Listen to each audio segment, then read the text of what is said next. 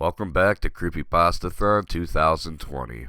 We're continuing with The Man Who Wouldn't Die. This one's about a guy named Mark who is actually in prison. And he gets a letter from somebody, and apparently this letter is so shocking to him that it causes him to have a stroke. We learn through Mark that he's been haunted every night about somebody he refers to as the man who wouldn't die.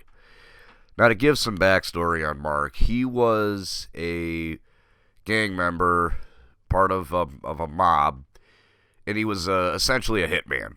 He was the guy that would come in and whack a guy, so to speak.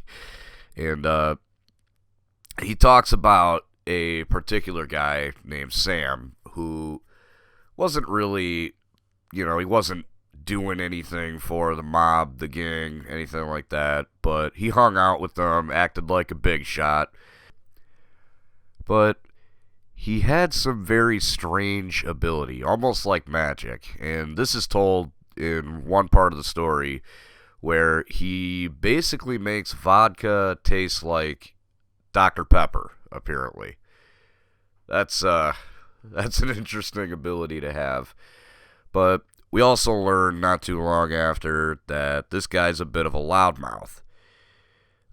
He basically makes a crack to Mark about knowing that Mark is not only gay, but apparently has been sleeping with this guy who his name is Carl. We don't really learn anything. We don't really learn anything about Carl. All we know is that him and Mark are seeing each other. We also find out through another character, Vinny, that Sam is supposedly involved with a small group of other people that are in the same mob that are planning on overthrowing the head of the mob and kind of just taking over.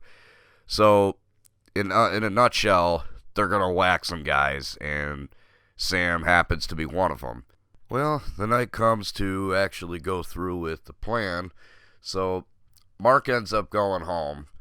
He invites another member of the mob, whose name is Tony, and they invite Sam out to his place. And originally they try to poison him with some kind of chemical, the name escapes me, whatever they put in his stuff at first. They put it in some cookies and they tried to poison him, but it doesn't seem to have any effect. So Tony goes with plan B and basically beats the guy to death.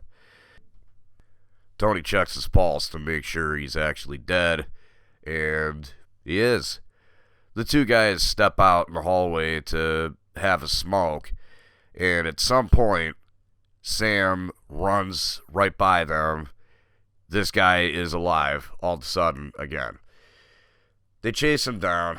They tackle him and slit his throat. Pretty much just letting him bleed out like a pig. And guess what? It does not work. Sam, once again, comes back to life and is then seen in the kitchen pouring a glass of milk and kind of just being a smartass. This causes Tony to pull his gun out and shoot him. And they try to take Sam's body out